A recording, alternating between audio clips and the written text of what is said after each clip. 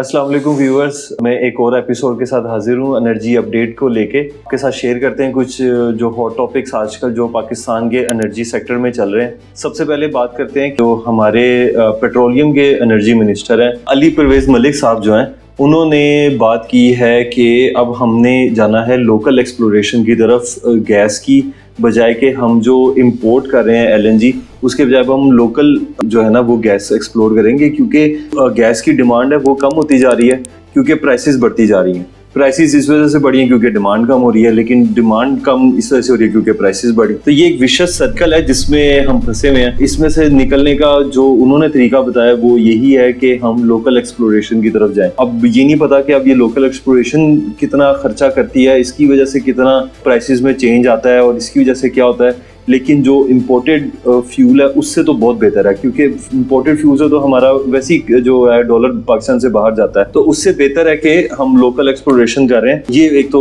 था कि उन्होंने ये स्ट्रेटेजी एक न्यू सोची है कि अब ये वाला काम करेंगे कि हम लोकल एक्सप्लोरेशन पे ज्यादा फोकस करेंगे बजाय के इम्पोर्टेड एलएनजी लेकर आए। हमारी जो चीजें वो इलेक्ट्रीफाई भी ज्यादा होती जा रही हैं और हमारी डिमांड भी कम होती जा रही है। जो चीजें पहले गैस पे चलती थी अब वो ज्यादातर इलेक्ट्रीफाई होती जा रही हैं। इस वजह से भी एलएनजी की जो है ना वो डिमांड कम हो गई है। फिर पाकिस्तान में सोलर बूम तो चल ही रहा है। लास्ट जुलाई 2024 से अभी जो ये फिस्कल एरिया पूरा गुजरा है, इसमें हमने 12 गीगावाट आवर की सोलर पैनल्स मंगवाए हैं। अब ये इतनी ज्यादा जो सोलर पैनल हमने मंगवाए हैं ये इंस्टॉल भी हो रहे हैं और इसकी वजह से जो हमारे अपने पावर प्लांट्स हैं वो कम चल रहे हैं। अब इसकी भी गवर्नमेंट ने ये स्ट्रेटेजी सोची है कि जो एक्सपेंसिव पावर प्लांट्स हैं उनको हम किसी तरह रिटायर करें, और उनके साथ बातें चल रही हैं आईपीपीज के साथ, और उनके साथ मीटिंग्स हो रही हैं कि हम किस तरह इनको अर्ली रिटायरमेंट कर सकें। अब एक कोलैटरल डैमेज तो होगा, उसमें एक एक्स्ट्रा खर्चा तो आएगा, लेकिन फायदा ये होगा कि आपका लॉन्ग टर्म नुकसान है वो बच जाएगा। लेकिन शॉर्ट टर्म में हो सकता है हमें हैवी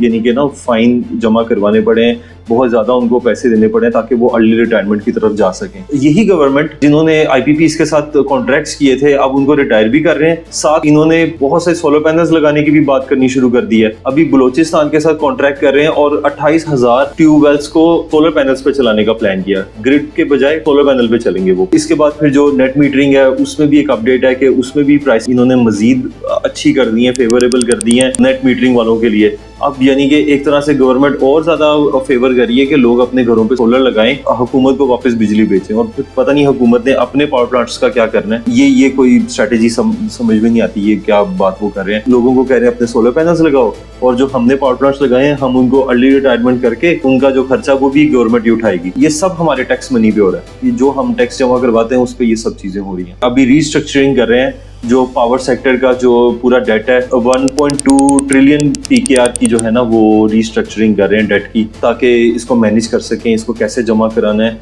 और इसकी लॉन्ग टर्म इफेक्टिवनेस देख रहे हैं कि इसका क्या फायदा होगा, क्या चीज होगी। तो दूसरा एक अच्छी खबर ये है कि हाइड्रो पावर जो है वो रिवाइव कर रही है।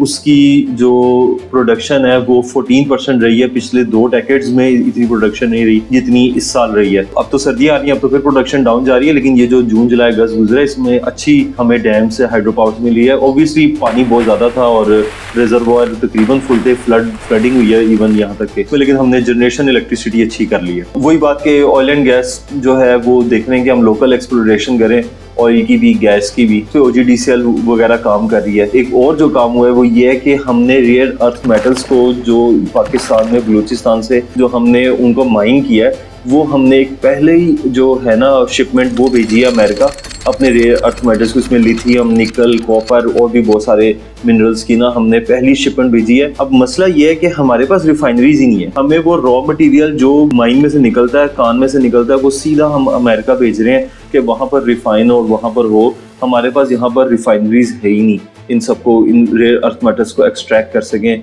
और इनसे कोई हम ना चीज़ प्रोडक्ट बना के कोई बैटरीज बना सकें या कोई और अपनी जो प्रोडक्ट्स हैं वो बना सकें।